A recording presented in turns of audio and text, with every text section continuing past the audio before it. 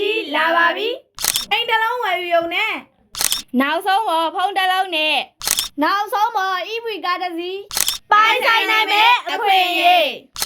ဟုတ်ပါတယ်မြေပိုင်ရှင်ရဲ့မွေးလာဖြစ်တဲ့အတွက်ချစ်ကကာတို့အတွက်အထူးလက်ဆောင်ပေးမယ်တိုက်လေးကတော့အဲကွန်း၈လုံးဆိုလာတွေလည်းပါပြီးသားဖြစ်တဲ့အတွက်ကြောင့်မိပြတ်မှာလည်းစိတ်မပူရဘူးမတ်စတာဘတ်တော်အခန်းလည်းများများပါတယ်ပေး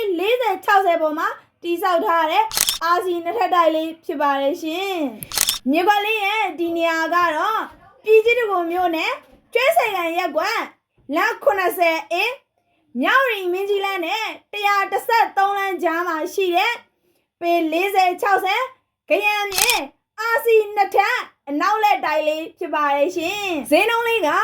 18500လေးပဲခေါ်ထားပါတယ်ရှင်ဒီတိုင်လေးကမိသားစုအတွက်စိတ်ချမ်းသာကိုကျမ်းမာနဲ့အေးချမ်းချမ်းလေးတိုက်တိုင်ဝန်နေလို့ရမယ်တိုင်လေးမို့အထူးသင့်တော်တယ်လို့ကျမတို့ထီလိုင်းချမ်းမြေမှမှတ်ချက်ပေးလိုပါတယ်ရှင်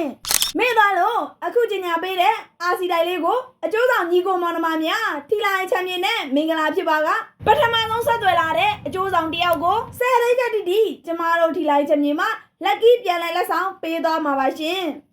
လက်ဆောင်ပေးသွားမယ်ဒိတ်လေးကတော့ဒီဇင်ဘာလ22ရက်နေ့အတွင်းသာဖြစ်ပါတယ်ရှင်ရောင်းသူနဲ့ဝယ်သူမနစ်နာစေအတွက်ကျမတို့ထီလိုင်းချမ်းမြေမှပိုင်ရှင်နဲ့ဓာတ်ရိုက်တွေ့ဆုံညီနိုင်ပေးပါရရှင်အားလုံးကိုကျေးဇူးတင်ပါတယ်ရှင်